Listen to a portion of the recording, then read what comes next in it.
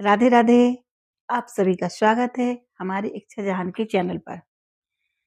आज हम एक बहुत ही बढ़िया कहानी लेके आए हैं। कहानी को पूरा सुनना, देखना, अच्छी लगे तो उसको शेयर लाइक जरूर करना। आज की हमारी कहानी है बूढ़े बुजुर्गों के आशीर्वाद का क्या फल होता है। तो चलिए चलते हैं कहानी की ओर। एक बार एक आदमी की मृत्यु का समय निकट आ रहा था, तो उसने अपने पुत्र विक्रम को बुलाकर कहा, सुनो बेटा, मेरे पास धन संपत्ति नहीं है जो कि मैं तुम्हें दे सकूं विरासत में, लेकिन मैंने जीवन भर सच्चाई और ईमानदारी से काम किया है, तो मैं तुम्हें आशीर्वाद देता हूं कि तुम जीवन में बहुत सुखी रहोगे और धूल को भी हाथ लगाओगे तो सोना बन जाएगी। उसके बेटे विक्रम ने सिर झुकाकर अपने पिताजी के पैर छुए। पिता ने सिर पर हाथ रखकर आशीर्वाद दिया और शांति से अपने प्राण त्याग दिए। पिता के मृत्यु के बाद पूरे घर का खर्च बेटे विक्रम को संभालना था, क्योंकि वह इकलौता बेटा था। तो विक्रम ने क्या किया कि उसने एक छोटी सी ठेला गाड़ी लेकर अपना एक छोटा सा व्यापार शुरू किया। धीरे धीरे व्यापार बढ़ने लगा और उसके बाद एक छोटी सी दुकान ले ली। उसका व्यापार और बढ़ा। कुछ ही दिनों में नगर के धनी लोगों में उसकी गिनती होने लगी थी। उसको विश्वास था कि यह सब उसके पिता के आशीर्वाद का ही फल है, क्योंकि उसके पिता ने जीवन में बहुत दुख उठाया, लेकिन कभी धैर्य नहीं छोड़ा, श्रद्धा नहीं छोड़ी, सत्यता नहीं छोड़ी। इसलिए उनकी बाड़ी में बल था और उनके आशीर्वाद फलदायक हुए और मैं सुखी हुआ।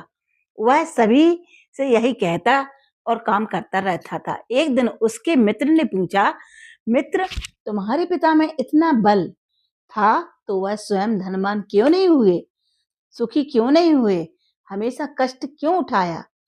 दोस्तों का तो काम होता है चिढ़ाना, लेकिन विक्रम ने बड़े मुस्कुराते हुए कहा कि मैं अपने पिता की शक्ति की बात नहीं कर रहा हूँ, मैं उनके द्वारा दिए आशीर्वाद की शक्ति की बात कर रहा हूँ। इस प्रकार वह सभी से बार बार अपने पिता के आशीर्वाद की बात करता था। तो लोगों ने उसका नाम ही रख दिया था पिता का आशीर्वाद। विक्रम को लोग चिढ़ाते थे, लेकिन उसे बिल्कुल बुरा नहीं लगता था। वह कहता था कि मैं अपने पिता के आशीर्वाद अनुरूप निकलूं, यही चाहता हूँ। धीरे धीरे कई साल बीत गए।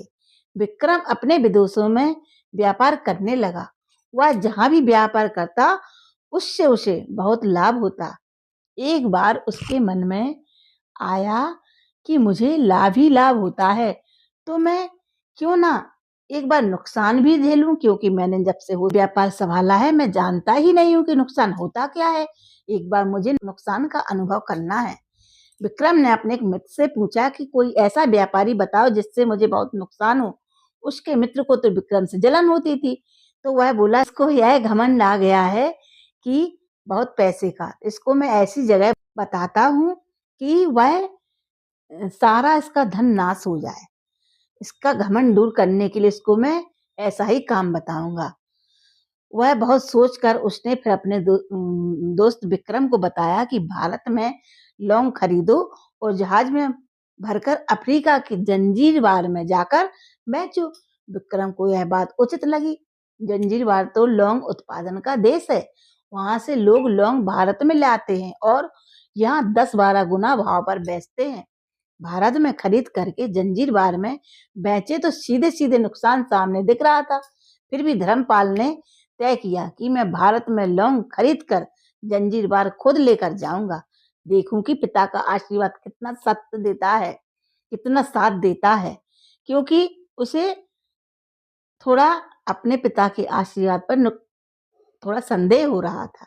व्यापार के अनुसार का अनुभव लेने के लिए उसने भारत में लौंग खरीदी और जहाज में भरकर खुद उनके साथ जंजीरवार द्वीप पहुंचा। जंजीरवार में सुल्तान का राज्य था। विक्रम जहाज से उतरकर वहां के व्यापारियों से मिलने के लिए चल दिया। मार्ग में विक्रम के सामने से सुल्तान की वेशभूषा में एक व्यक्ति पैदल सिपाहियों के साथ धीरे धीरे चला आ रहा था। विक्रम ने उसको आता देखा तो विक्रम ने उनमें से किसी से पूछा कि यह कौन है। उसने कहा, यह सुल्तान है। सुल्तान अपने सामने एक अजनबी को देखकर उसका परिचय पूछा। विक्रम ने कहा, मैं भारत के गुजरात का व्यापारी हूँ और यहाँ पर व्यापार करने आया हूँ। सुल्तान ने उसको व्यापारी समझकर उसका आदर किया और उससे बात करने लगा। विक्रम ने देखा कि सुल्तान के साथ सैकड़ों सिपाही थे, परंतु उनके हाथ में तलवार बिल्कुल, बंदूक बिल्कुल, कुछ भी हथियार नहीं थे। उनके हाथ में बड़ी बड़ी छलनियां थीं। इस बात का उसको बहुत आश्चर्य हुआ। उसने विनम्रता से पूर्वक सुल्तान से पूछा, हुजूर, आपके सैनिक इतनी छलनी लेकर क्यों जा रहे हैं? सुल्तान ने हंसकर कहा, बात यह है कि आज सवेरे मैं समुद्र तट पर घूमने आया था, तब मेरी उंगली में से एक अंगूठी यहाँ निकलकर गिर गई। अब रेत में अंगूठी कहाँ गिरी यह पता नहीं है, इसलिए मैं इन सैनिकों को साथ छल्ली लेकर आया हूँ। यह रेत छानकर मेरी अंगूठी उसमें तलाश करेंगे। तो विक्रम को यह बात सुनकर बड़ा आश्चर्य हुआ कि शायद वो अंगूठी बहुत ही महंगी होगी। तो विक्रम ने सुल्तान से कहा कि हुजूर, क्या वह अंगूठी बहुत कीमती थी? तो सुल्तान पहले हंसा, फिर बोले, उससे भी कीमती अंगूठियां मेरे पास रखी हुई हैं, लेकिन वह अंगूठी एक फकीर की दुआ है, जो उसमें आशीर्वाद है। मैं मानता हूँ कि सल्तनत इतनी मजबूत और सुखी है तो उस फकीर के आशीर्वाद से है, इसलिए मेरे मन में उस अंगूठी का मूल्य सल्तनत से भी ज्यादा है। इतना कह करके सुल्तान ने फिर पूछा, बोलो, आप यहाँ कैसे आए हो? तो विक्रम ने कहा कि लौंग सुल्तान को बहुत आश्चर्य हुआ। सुल्तान कहता है, यह लौंग तो उत्पादन का ही देश है, सेठ यहाँ लोग बेचने आए हो। किसने आपको ऐसी अच्छी सलाह दी? क्योंकि यहाँ पर तो कम रेट में लौंग खरीदी जाती है और भारत में ज्यादा दामों पर बेची जाती है। जरूर आपका कोई दुश्मन होगा जिसने आपको यह गलत खबर दी। यहाँ तो एक पैसे में मुट्ठी भर लोग मिलती है, यहाँ लौंग कौन खरीदेगा और तुम क्या कमाओगे? विक्रम ने कहा, मुझे यही देखना है कि यहाँ भी मुनाफा होता है या नहीं।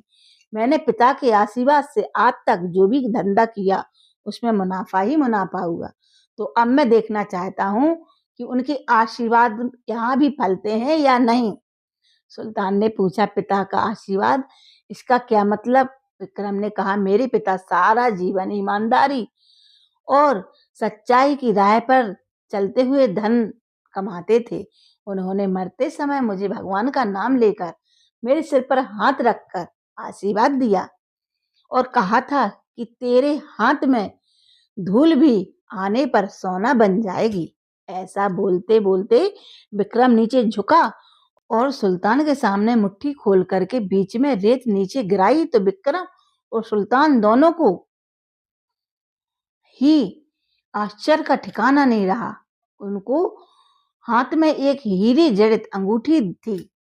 तो यह सुल्तान और विक्रम दोनों देखकर बड़े आश्चर्य हुए और यह वही सुल्तान की खोई हुई अंगूठी थी। अंगूठी देखकर सुल्तान बहुत प्रसन्न हो गया। वह बोला, वाह खुदा, आपकी करामत का कोई पार नहीं है, आप पिता के आशीर्वाद को सच्चा करते हो। तो विक्रम ने भी कहा, फकीर के आशीर्वाद को भी वही परमात्मा सच्चा करता है। सुल्तान और विक्रम बहुत खुश हुए। विक्रम को सुल्तान ने गले लगाया और कहा, सेठ, आज तुम जो मांगोगे मैं दूंगा। विक्रम ने कहा, सुल्तान, आप 100 साल तक जीवित रहो और प्रजा का अच्छी तरह से पालन करो।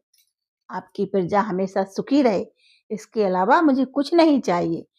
सुल्तान ने कहा, आप बहुत अच्छे हो। तो विक्रम ने कहा, आप भी अच्छे हो। यह सुनकर दोनों एक दूसरे से प्रसन्न हो गए।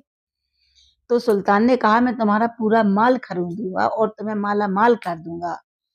इस तरह विक्रम को वहां भी नुकसान नहीं हुआ। तो विक्रम समझ गया कि मेरे पिताजी का आशीर्वाद है। तो हमें इस कहानी से यही शिक्षा मिलती है कि पिता का आशीर्वाद हो तो दुनिया की कोई ताकत तुम्हें कभी भी पराजित नहीं कर सकती। माता और पिता की सेवा का फल निश्चित रूप से मिलता है। आशीर्वाद जैसी और कोई संपत्ति नहीं होती। तो दोस्तों, आप अपने बुजुर्गों का सम्मान करें, यही भगवान की सबसे बड़ी सेवा है। दोस्तों, कहानी पसंद आई हो तो वीडियो को शेयर, लाइक, कमेंट जरूर करें और अगर पहली बार आप आए हो तो इसे सब्सक्राइब करें। धन्यवाद। राधे राधे।